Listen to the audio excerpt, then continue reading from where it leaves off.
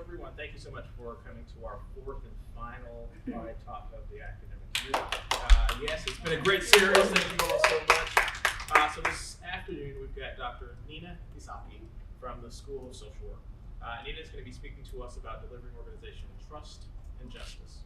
But before we turn it over to Nina, I want to make sure that you all are knowledgeable about this coming spring semester. This spring semester, we've got another 3 great Pride Talks. On February 19th, please mark your calendars. Professor Jacqueline Williams-Hines, an adjunct professor, will be speaking about the power and difference. On March 16th, Christopher Hakala, director of the Center for Teaching and Excellence, will be speaking to us about inclusivity in the classroom and why it's important for us to have this conversation in a timely and easier process.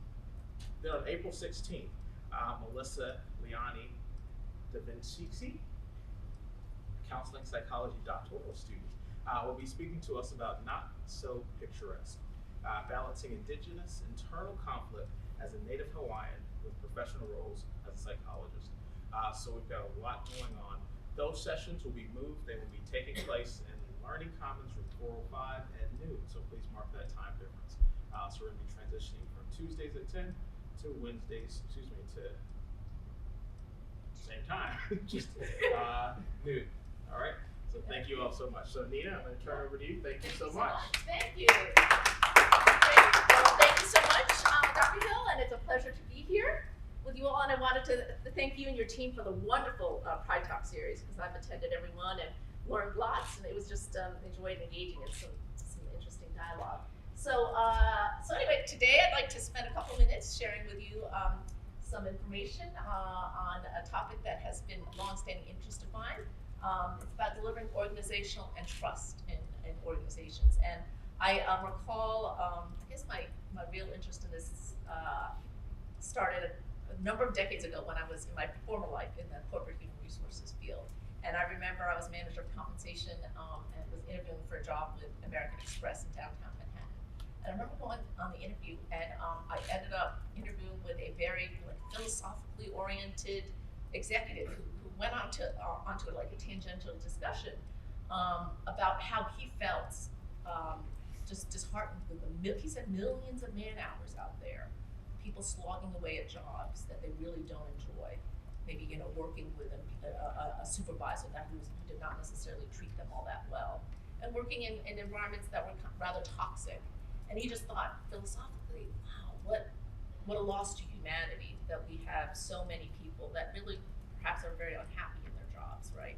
And so I was in corporate HR at that time, and I felt it just resonated with me. It was a powerful conversation. I didn't go with American Express. I stayed where I was, but in any event, it was just a thoughtful discussion that we had, and really kind of touched me and moved me. And ever since, when I was in the corporate HR field, I always remembered that conversation and really tried to, as an HR exec, really practice best HR practices to create a healthy, organizationally healthy work environment, so employees felt respected and they felt engaged in their work, and they were able to grow regardless of whether they stayed in the corporation or organization or left. And now that I'm in the social work profession, much of my research is around organizational health. And I do focus, there's a lot that contributes to organizational health, but the 2 elements that I feel really are 2 of the more powerful elements to creating a healthy work environment are organizational trust and justice. And that's why I'd like to spend a couple of minutes sharing with you some of the research around this. So from my background and from our School of Social Work, we do approach social issues from an advanced generalist practice. So we always look at the macro context in which we're operating and functioning to kind of understand how that impacts us individually. So looking at the macro kind of context in which organizations operate, I just asked myself, is there any data? How trusting are we as a nation overall? How are we in America doing in terms of trusting each other? There's a basic question. I'm going to share some data that comes from the National Opinion Research Center. It's based in the University of Chicago. And they've conducted a study over 40 years, from 1972 to 2012, and they asked a representative sample of Americans, can you trust? How trusting are you of others in your community? And I think the results, this is a dynamic graphic I'm going to show you, and as the colors become darker, that's a lower level of trust that we have in each other. So it starts in 1972, and it's going to end in 2012. And as you can see, across the country, as the colors get darker, it means that we have less trust in each other in our community. So we go from 46% to about 32%. There's a 14% drop in the question, most people can be trusted. So that's a little bit sobering in terms of what's happening in our nation.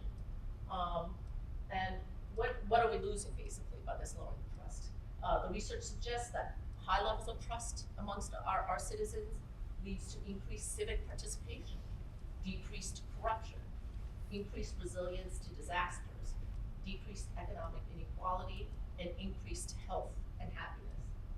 Practically all research studying trust have concluded that improves the human experience, regardless of whether it's nationally or at an organizational or group level.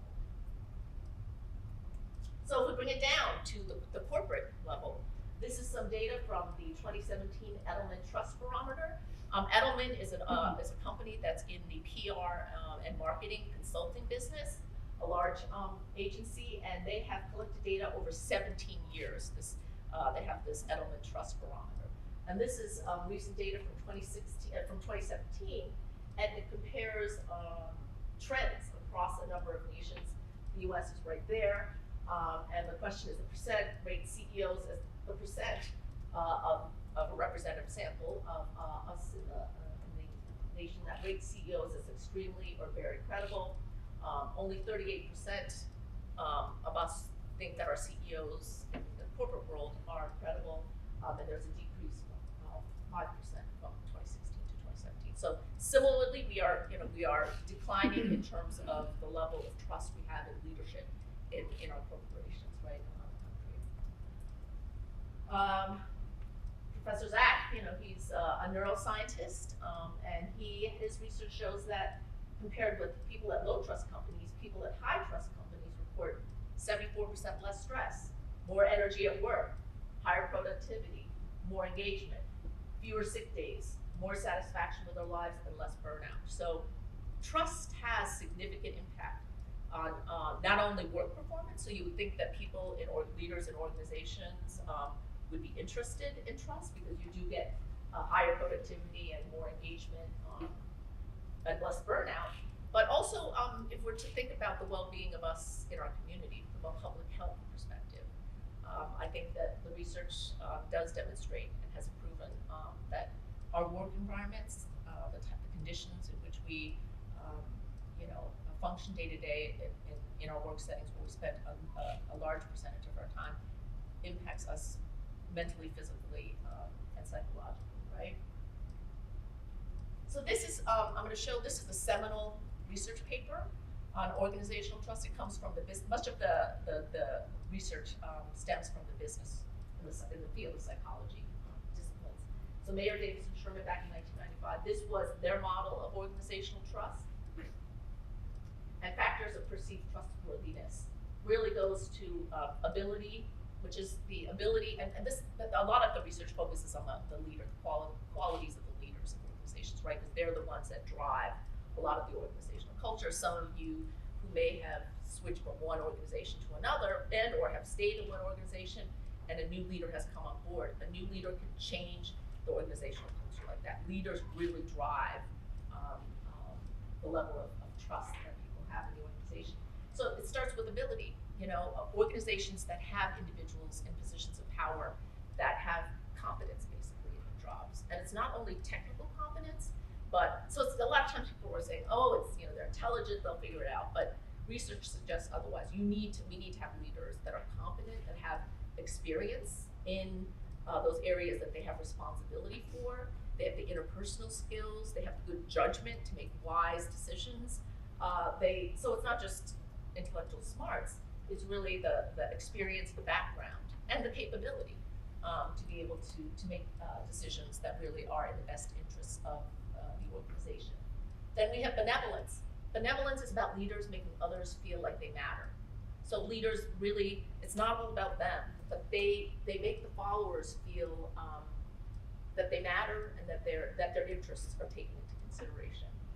And then we have integrity. And integrity is basically leaders having a core set of values that drive their decision making and drive their actions, and that they're consistent. They're consistent with returning to the core set of values that drives their actions and their behaviors and decisions within an organization, right? So those really are the factors around which much of the research suggests leads to high levels of trust when organizational leaders have those abilities.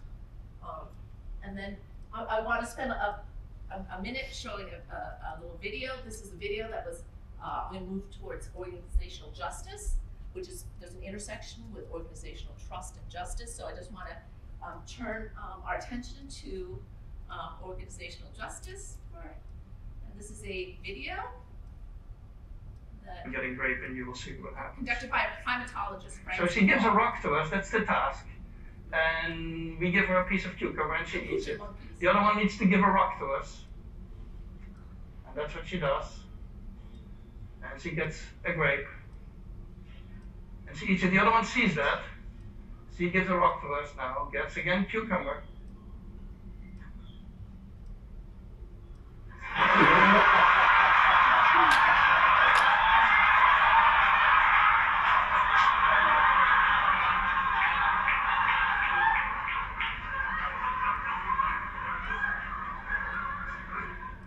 She tests the rock now against the wall. She needs to give it to us. And she gets cucumber again.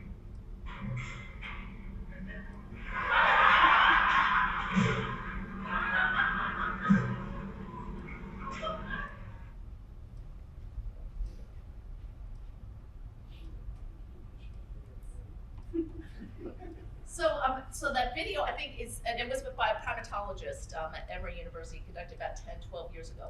But it really kind of goes to show that being treated fairly is an inherent need and a desire amongst all of us. We know when we're not treated fairly, and there's a psychophysiological response that we have when we're not treated fairly, right? And so it behooves us to really think about how can organizations really focus efforts and leaders be mindful, and those in positions of power, again, down to the supervisor level.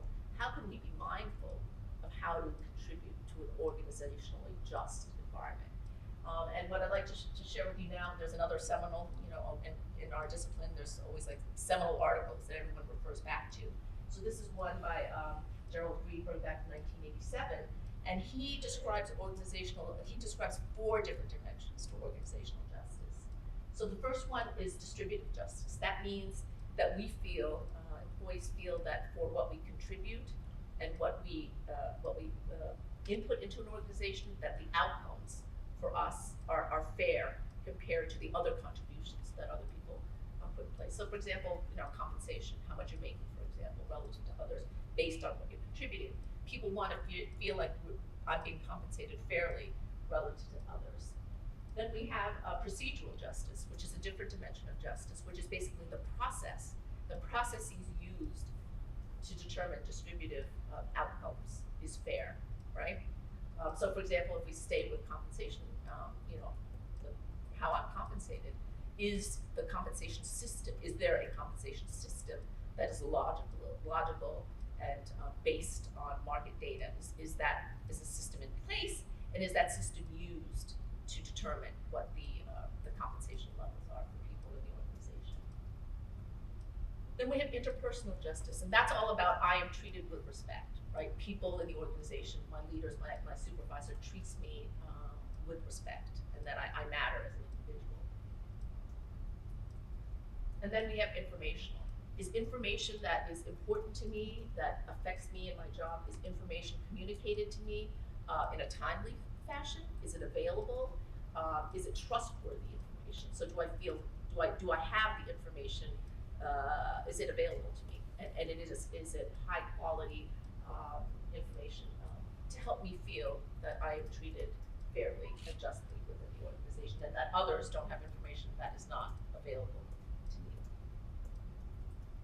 So there is a strong intersection between trust and justice in organizations because people want to know that the organization is fair, decisions are fair, and if they feel and they perceive that that there is organizational fairness and that it will continue to be present in the organization, they're going to be more trusting, right? They're going to have more trust in the leadership team, more trust in their colleagues, in their supervisor and our colleagues. And that's why you really can't take justice away from trust. Justice is a critical intersection. And it's these concepts are all about relationality. It's about reciprocity between me and others in the organization. So that's where the intersection is.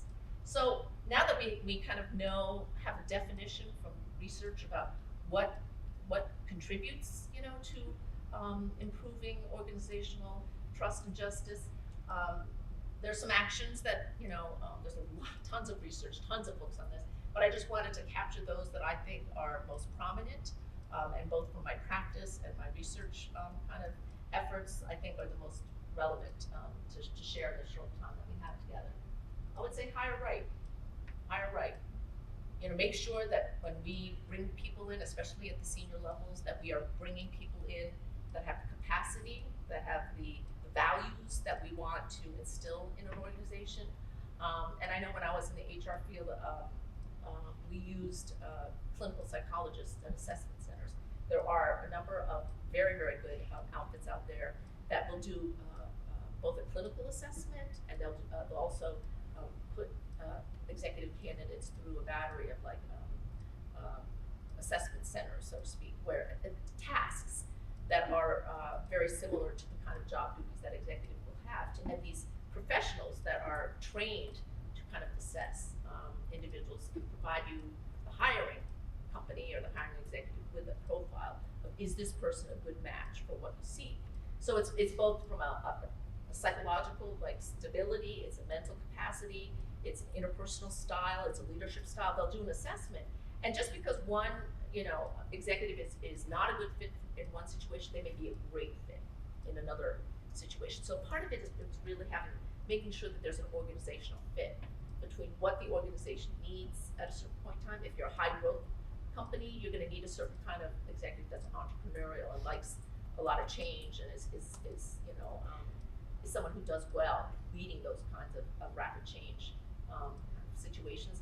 Other times, if you may have an organization that's more stable, you don't want to have an entrepreneurial executive in there. You want somebody who knows how to just keep things moving in a more stable environment. So a big part of it's really understanding what are the needs of an organization, and then seeking the candidate that's going to best fulfill on the needs. But regardless, I think it goes back to those elements of ability, benevolence, and integrity, because that's the core foundation of a sound senior leadership individual and a team.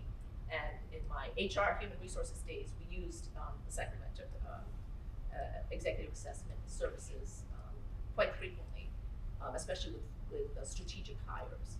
And now that I'm in the nonprofit human services sector, I'm surprised that it's not used more often, because I think it could save a lot of organizations from lost revenues and a lot of heartache on the part of many people when the fit of the new executive being brought in is not a good match for the agency. So it's something that I've used, my prior life used rather extensively, and we did not. It was when I worked for EMI Music, a British company, and the UK used this assessment technique much more than the US, and so I was introduced to it several decades ago, and it really was a very powerful tool for us to be strategic in the hires of key executives in the company. Ask for input, listen deeply, respond appreciatively and supportively, and act on insights from employees. And this is something that my work also, separate from formal research, but just from the evaluation work I've done with a number of human service agencies, comes up time and time again, that employees want to contribute. They have something to contribute. Yet a lot of times their voices are not heard, right? And or responded to. So I think it's important for leaders and people in positions of authority to get input from those that have valuable contributions, right, at all levels of the organization, for them to listen deeply. So active listening and really taking the time to listen to what the employees have appreciatively and supportively, appreciate the contributions and the input that they have to share with you, and act on insights. Act on it, right? Don't just say thank you so much and move on, but really take it into consideration and inform your decisions. Leaders have a lot of decisions that they have, important decisions they have to make, and it behooves research that suggests that by listening and engaging others in the process of gathering data leads to better decisions and better long-term organizational results. Communicate transparently and frequently. Don't leave employees in the dark, right? Employees feel a sense, you gain trust by communicating with people, and communicating often, transparently, so that employees feel that they know what's going on, that they're not being kept in the dark, or that leaders are not misleading them or making decisions in a vacuum. But having transparent communication and frequent communication makes employees feel much more they are much more trusting of other folks in the organization. Develop policies and practices that are equitable. How often do we see some policies that appear equitable, but then in implementation there's something goes awry? I've heard that from a number of employees in human service agencies where the policies look great, but what's really happening in practice is very different from the policy. So make sure that policies and practices are equitable and are perceived that way from the employees, which leads me to my last recommendation. Ask your followers to provide feedback on how you are doing. The research shows that leaders tend to inflate they think they're doing a great job, but followers are the ones who really matter, right? Because you have people that are following you in an organization, and the quality of their assessment of you is going to drive your performance and the success overall. So Richard Moorman, who is wonderful, I met him. He is at Elon University, and he has done some fantastic research around leadership integrity and developing some instruments and ways in which leaders can obtain feedback from their followers and how they're doing. And so he's wonderful, and I think his research is so relevant in the days that we have, the challenges we have in our communities now. So, in closing, I have to say, we are relational. We as human beings want to connect. We're meant to connect. We need connection, like we need food and water. And we've seen studies when people don't have connection, how their mental and physical states deteriorate, right? So we are hardwired to connect. We are we all do well individually and collectively when we have strong communities, when we're connected with each other. And neuroscience shows us that social isolation, the same part of the brain, it's interesting. There's a part of the brain that lights up when you're physically in pain, and that same part of your brain lights up when you're socially in pain, when you're socially not connected to others. So the neuroscience shows the importance of our need to connect, and connection is based on trust. If you don't have trust, it's hard to connect with others, right? So I say it's a simple formula in terms of organizations. It's basically creating safety for employees, having them feel like they belong and that they matter. And that's what we can strive to create in organizations, and that's what the research suggests creates the healthiest work environments for all. And I feel like this is so aligned with our mission as a college. I think none of us could disagree with this powerful mission that we at Springfield College have in terms of supporting students in their development, spirit, mind, and body for leadership and service to others. And I say, wow, what a great college! I'm blessed to be here, and I look forward to doing research that I think around organizational health that really ultimately supports this mission out there in the greater community. How can we contribute? How can we be the light, the beacon of light, to really create improvements to our collective spirits, minds, and bodies for the well-being of all of us, and so these are the references, and I want to thank you for being here and wish you all happy holidays. So thank you so much.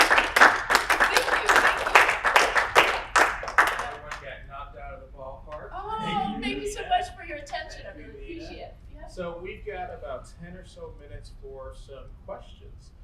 So do we have any questions for Nina? If I'd ask you, if you have one, if you could project, that would be fantastic. We don't have a roaming mic today.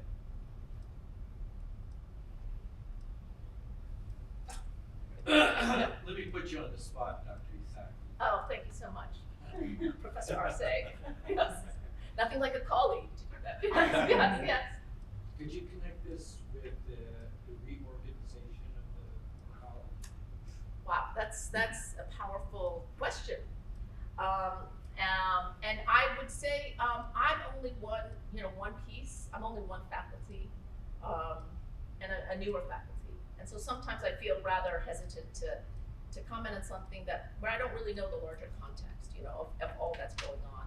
All I would suggest is that I can present on best practices, and maybe this is like a template that those that are involved in the reorganization can perhaps use, because all of us want this whole reorganization to be successful, right? We want Springfield College to thrive.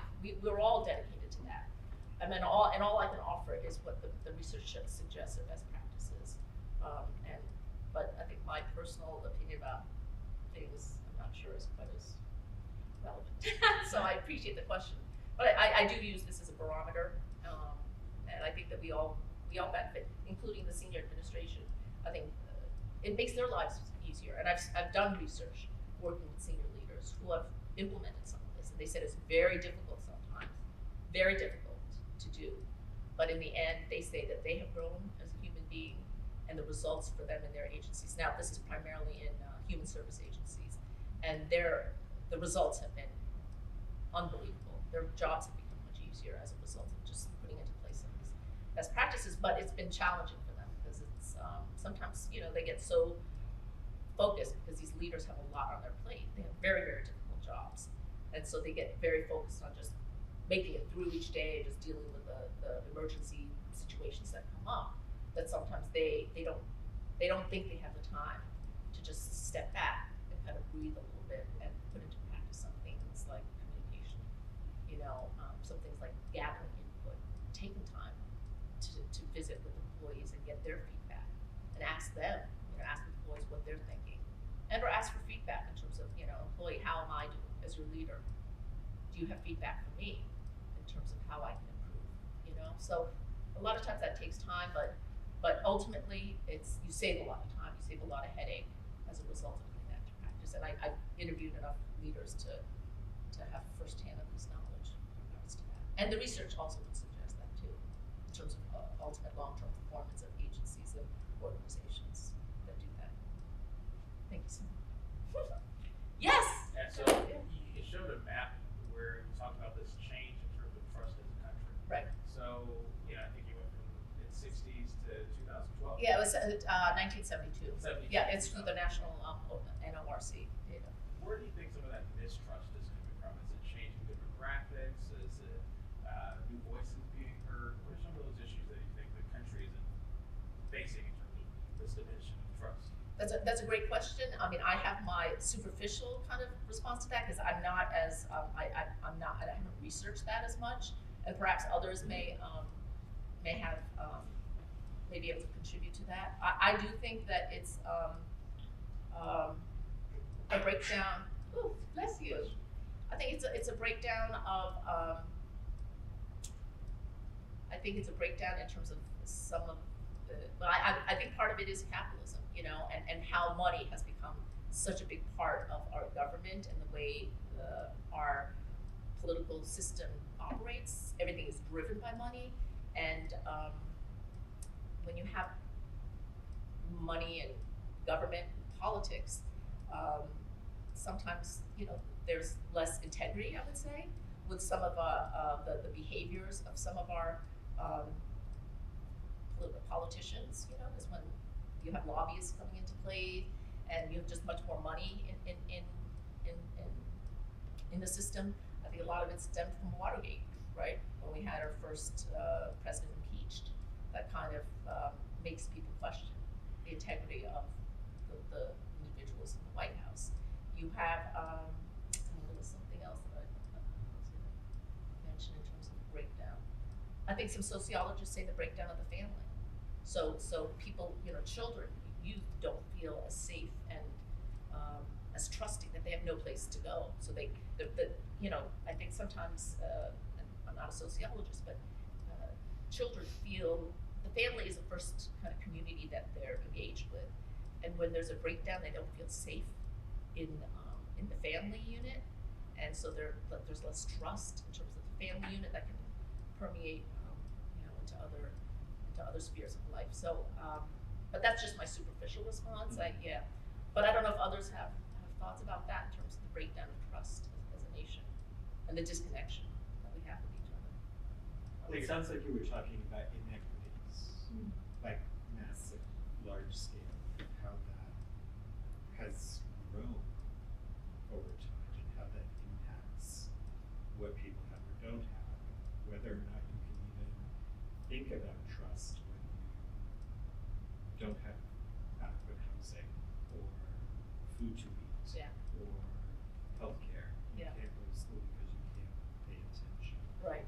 And I am always a little concerned about the breakdown of the family. I think families are extremely important. Yep. But when we're talking about societies, I think villages are more important. Oh, interesting. That's Because interesting. I know Yeah. a lot of very small, tiny families that don't have support. Yeah. They're doing great jobs. And usually when we talk about, the breakdown of the family, we're talking about a very traditional family structure. Right. I'm not sure that that's actually where it's at, but Right. I think Yeah. it's about inequities. Oh, interesting. Yeah. So trust, when you were talking, I was thinking about your title and those two elements. Yeah. If there's massive, large scale injustice, how do you trust? Yeah. Where do you start? Right. And there was that bullet that is correlated. High trust is correlated with lower inequities, right? Right. Yeah. Yes. Dr. Sankey, good job. Oh, thank you so much, I Dr. really like your, you talked about hiring Oh, yeah. and fit. That's right. So that was really interesting because sometimes we hire, we want the best candidate, but I think you did a good job of looking at what are the needs of the organization. Yep. And making sure you hire, and not only hire the person, but also provide the person with adequate supports. That's right.